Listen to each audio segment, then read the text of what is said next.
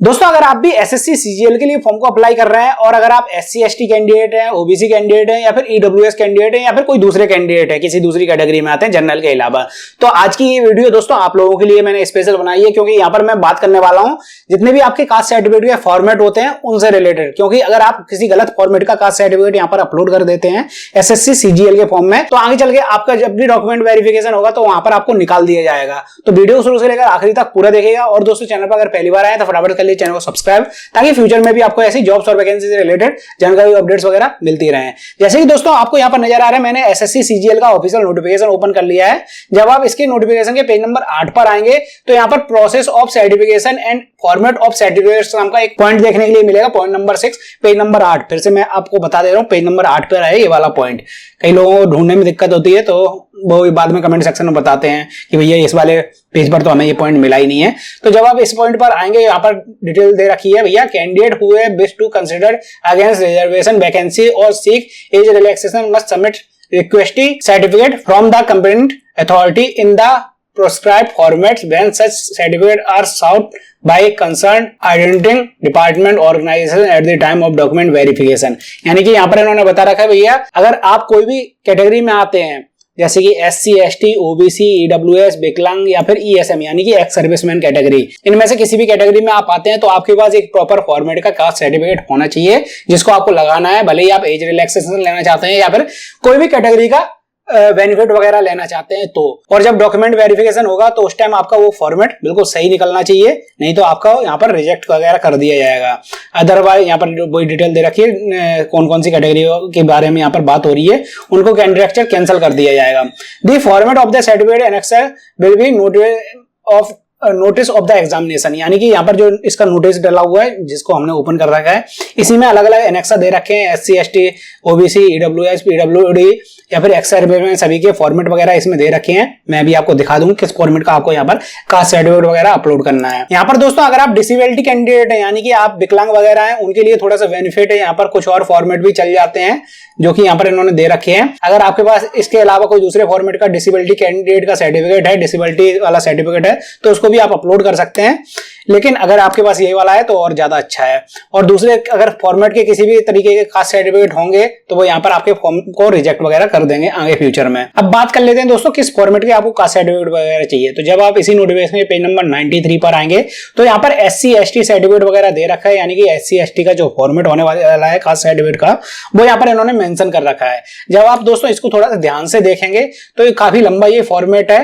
पहला पेज आ रहा है, दूसरा पेज आ रहा है और एक और पेज दे रखा है इसमें तीसरे पेज पर, यानी कि 3 पेज का ये फॉर्मेट दे रखा है। अगर मैं आपको एक प्रॉपर तरीके से बताऊं तो यहाँ पर ये जो फॉर्मेट दे रखा है कास्ट सर्टिफिकेट का, एससी एसटी कास्ट सर्टिफिकेट का, ये एक सेंट्रल लेवल का कास्ट सर्टिफिकेट का फॉर्मेट है। यानी कि दोस्तों जैसे ही आपको पता है ये वाली जो वैकेंसी है वो सेंट्रल लेवल की वैकेंसी है, तो सेंट्रल लेवल की वैकेंसी में आपको पता ही होगा सेंट्रल लेवल का ही कास्ट सर्टिफिकेट आपको अपलोड करना पड़ता है। भले ही आप कोई भी कैंडिडेट है यानी कि किसी भी कैटेगरी में आते हैं, लेकिन आपको जो यहाँ पर फॉर्मेट अपलोड करने है कास्ट सर्टिफिकेट वो सेंट्रल लेवल का ही होना चाहिए, स्टेट लेवल का यहाँ पर मान्य नहीं होगा। कई लोग यहाँ पर स्टेट लेवल का ही बनवा के रखते हैं, वो उसी को लगा देते हैं। तो जब यहाँ पर डॉक्यूमेंट वेरिफिकेशन वगैरह होने वाला है आगे चल के प्रोसेस, जो डॉक्यूमेंट वेरिफिकेशन की होगी एग्जाम वगैरह के बाद, वहां पर आपको निकाल दिया जाएगा क्योंकि यहाँ पर उन्होंने फॉर्मेट प्रॉपर तरीके से मेंशन कर रखे हैं भैया इसी फॉर्मेट का आपको कास्ट सर्टिफिकेट वगैरह लगाना है। तो एससी एसटी का जो सर्टिफिकेट है यहाँ पर इन्होंने 3 पेज का दे रखा है। जब आप इसको ध्यान से देखेंगे ये 3 पेज का फॉर्मेट है, लेकिन हमारे एमपी में यही सर्टिफिकेट 1 पेज पे भी बन जाता है। यहाँ पर ये जो चीजें दे रखी हैं वो काफी मतलब छोटी छोटी करके दे देते हैं, तो 1 पेज पे भी बन जाता है, कभी कभार 2 पेज पे बनता है।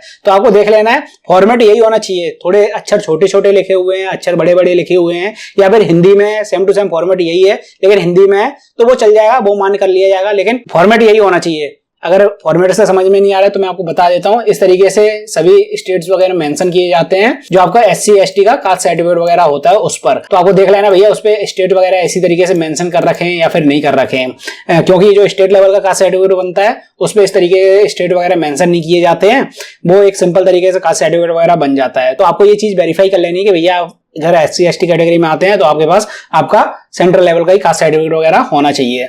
तो ये तो बात हो गई सेंट्रल लेवल के SC/ST के कास्ट सर्टिफिकेट की। अब हम बात कर लेते हैं ओबीसी कैटेगरी वाले कैंडिडेट के लिए। तो यहाँ पर जो इन्होंने फॉर्मेट दे रखा है वो भी दोस्तों सेंट्रल लेवल का ही फॉर्मेट दे रखा है ओबीसी कैंडिडेट के लिए। तो इस तरीके से आपके पास फॉर्मेट होना चाहिए, भले हिंदी में हो या फिर इंग्लिश में हो, उससे कोई दिक्कत नहीं है, लेकिन होना चाहिए आपके पास सेंट्रल लेवल का कास्ट सर्टिफिकेट। मैं आपको बता दूंगा किस तरीके से आपको बनवाना है, अगर आपके पास नहीं है किस तरीके से हमारे यहाँ बनता है वो भी मैं आपको बता दूंगा।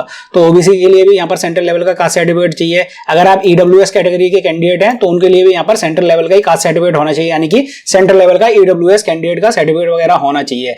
अब हमारे यहाँ स्टेट लेवल का और सेंट्रल लेवल का सेम टू सेम बनते हैं, लेकिन स्टेट लेवल का जो रहता है वो हिंदी में रहता है, लेकिन सेंट्रल लेवल का जो रहता है वो इंग्लिश में रहता है। अब आप लोग ये बोलेंगे भैया हमारे पास हिंदी में है और इंग्लिश में है लेकिन सेम टू सेम है, तो क्या कैसे पता चलेगा कि कौन सा स्टेट लेवल का है कौन सा सेंट्रल लेवल का है?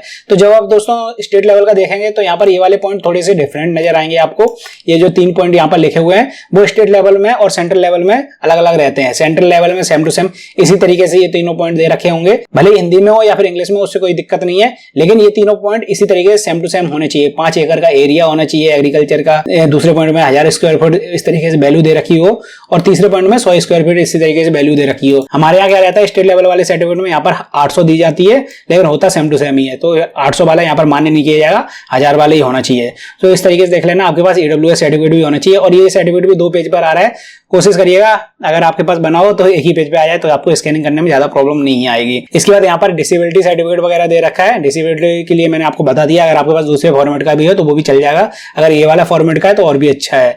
और नीचे यहाँ पर दोस्तों और भी फॉर्मेट के डिसेबिलिटी सर्टिफिकेट वगैरह इन्होंने मेंशन कर रखे हैं, तो आपके पास किसी भी फॉर्मेट का हो तो वो यहाँ पर मान कर लिया जाएगा। अब आपको ये भी बता देता हूँ, अगर आपके पास स्टेट लेवल का कास्ट सर्टिफिकेट है तो आपको सेंट्रल लेवल का कास्ट सर्टिफिकेट कैसे बनवाना है।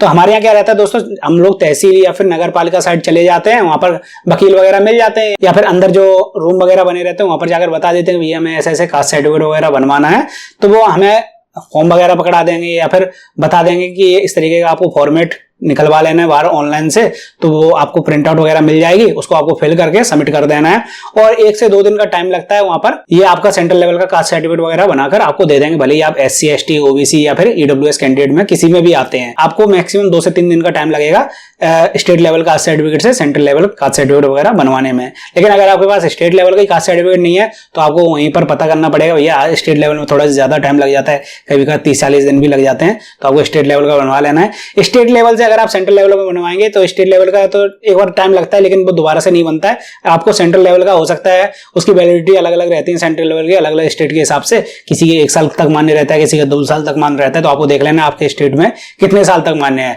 अगर आपका एक्सपायर होने वाला है तो आपको दोबारा से बनवा लेना है। सेंट्रल लेवल का कास्ट सर्टिफिकेट वगैरह आप दोबारा से बनवा सकते हैं, लेकिन स्टेट लेवल का आप दोबारा से नहीं बनवा सकते। तो दोस्तों यही जानकारी थी कास्ट सर्टिफिकेट से रिलेटेड। अगर आपको फिर भी कोई मन में क्वेश्चन वगैरह चल रहा है तो आप मुझसे कमेंट सेक्शन पूछ सकते हैं, कोशिश करूंगा आपके कमेंट्स और मैसेज का रिप्लाई करने की।